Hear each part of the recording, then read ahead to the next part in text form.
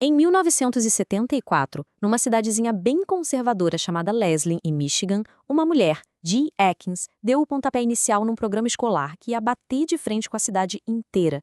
E não era sobre um time de futebol novo ou um clube de teatro. Era sobre dar uma segunda chance para aquelas jovens que a comunidade, sabe, preferia fingir que não existiam. As mães adolescentes. E é essa a história da luta para criar o Centro de Aprendizagem Familiar. Olhando de fora, Leslie parecia a cidadezinha americana de filme. Aquele lugar de gente trabalhadora, com valores bem tradicionais, tudo muito estável. Mas, por baixo dessa fachada, existia uma realidade que, assim, ninguém tocava no assunto. O que acontecia com as meninas que engravidavam? Elas simplesmente sumiam da escola. E, junto com elas, sumia também o futuro que poderiam ter. Então, vamos entender melhor esse tal de problema invisível. Pensa só. Leslie era uma comunidade rural super conservadora. A rotina ali era basicamente fazenda, igreja e a escola. A escola era o centro de tudo, o coração da cidade. E o ponto é que, nesse coração aí, parecia não ter lugar para alunas grávidas. Era como se elas evaporassem. Sumiam do sistema. E aqui que tá o pulo do gato. É que, oficialmente, as meninas não eram expulsas, né? Até porque esse seria contra a lei. Mas, na prática, o sistema criava um monte de barreiras quase invisíveis. Pensa bem, não tinha transporte, não tinha onde deixar o bebê, e ainda por cima tinha todo aquele julgamento da sociedade. Qual era a única saída? Largar os estudos. Elas acabavam sendo jogadas para o escanteio. E aí, lá na margem, o problema ficava fácil de ignorar. E foi bem no meio desse cenário todo que apareceu uma defensora que ninguém esperava. Uma mulher que tinha a bagagem perfeita, sabe? A história de vida dela deu a visão exata para poder encarar esse problema de frente. O nome dela era Jean Atkins. E a Jean Atkins era tipo a pessoa certa no lugar certo para essa briga. Olha que interessante. Ela cresceu numa cidade universitária, a família dela era super ativa na política, mas aí ela se casou com um cara de uma família de fazendeiros e foi morar lá na zona rural de Leslie. Isso deu para ela uma perspectiva que ninguém mais tinha. Ela sacava como funcionava a cabeça do pessoal de lá, a mentalidade mais conservadora, mas ao mesmo tempo ela conhecia as ideias mais progressistas sobre educação que podiam de fato resolver o problema. Então, com essa visão toda, a Atkins não chegou só com uma ideia na cabeça. Não, ela construiu o projeto dela, assim, tijolo por tijolo, com muito cuidado, até ter em mãos uma proposta super concreta e, o mais importante de tudo, uma proposta que o conselho escolar não teria como recusar.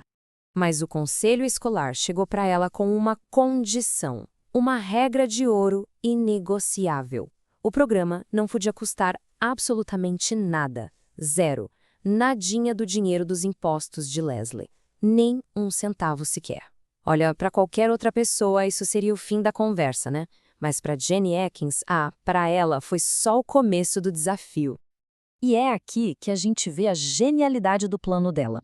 Primeiro, ela foi pesquisar e achou uma lei estadual que, olha só que sorte, financiava exatamente esse tipo de programa.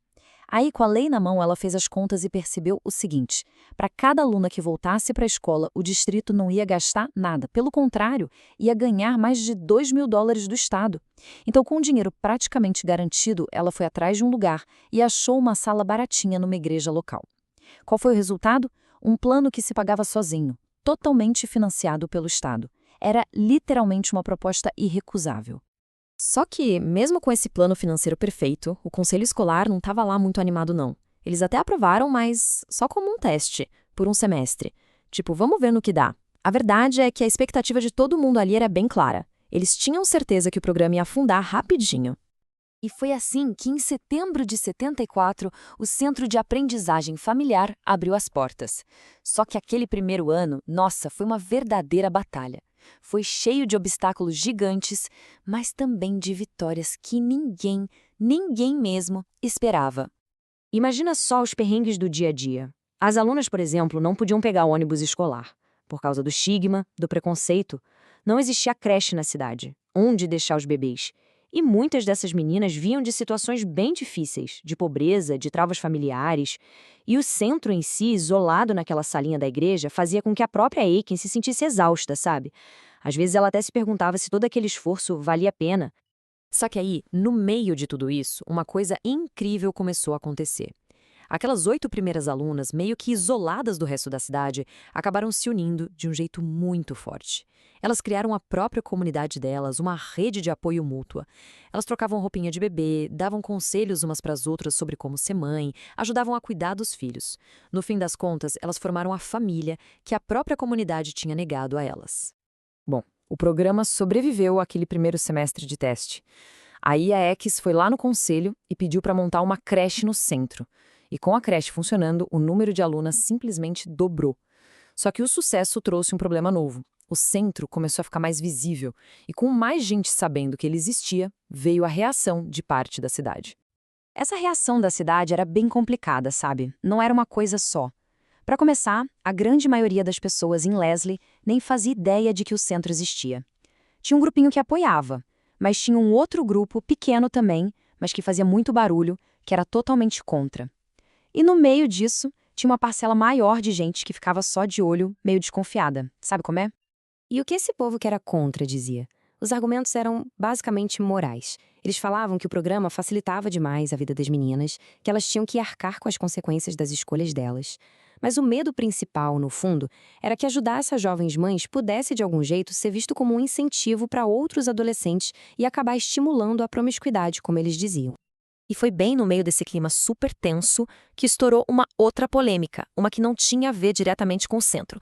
Mas essa polêmica ameaçava botar tudo a perder. Não só o futuro do centro, mas tudo que a Jen Akins tinha construído até ali. Então, enquanto o centro estava ali lutando para se firmar, a Akins, junto com uma aliada dela chamada Jen Chandler, estava tocando um outro projeto. Elas queriam criar um currículo de saúde completo para todas as escolas do distrito. O problema é que, dentro desse currículo de saúde, tinha um tópico específico que foi a mesma coisa que acender um pavio num barril de pólvora. O tópico era educação sexual. A cidade explodiu. A reação foi imediata e foi furiosa. E como a Akins era o rosto tanto do centro de aprendizagem quanto dessa nova proposta de saúde, quem se tornou alvo de toda essa raiva? Ela mesma. Na cabeça das pessoas, as duas coisas viraram uma só. E a Akins virou a grande vilã da história. A coisa chegou a um ponto que ela começou a receber cartas anônimas, cheias de ódio, na casa dela. E aí, no meio dessa confusão toda, vieram 2 baques muito fortes. Primeiro, a proposta de educação sexual foi esmagada, completamente derrotada. E segundo, a Jen Chandler, a amiga e principal aliada da Akins, não aguentou a pressão e a falta de apoio e pediu demissão. De repente, a Akins estava sozinha nessa luta. Mas olha que coisa, foi bem nesse momento, o pior de todos, que algo totalmente inesperado aconteceu. O distrito escolar da cidade vizinha ligou para ela, com uma pergunta: será que eles podiam mandar as alunas deles para o centro também? E isso nos deixa com uma pergunta no ar. Pensa na situação. O programa dela estava sendo atacado de todos os lados, a maior aliada tinha ido embora e a comunidade estava em pé de guerra contra ela. O que a Jen Akins faria agora? Ela ia aceitar a oferta da outra cidade, mesmo correndo o risco de deixar todo mundo ainda mais furioso? Ou ia dar um passo para trás, tentar baixar a poeira e salvar o que ainda dava? A decisão que ela tomasse ali iria definir não só o futuro do centro, mas o futuro da vida de muitas e muitas jovens.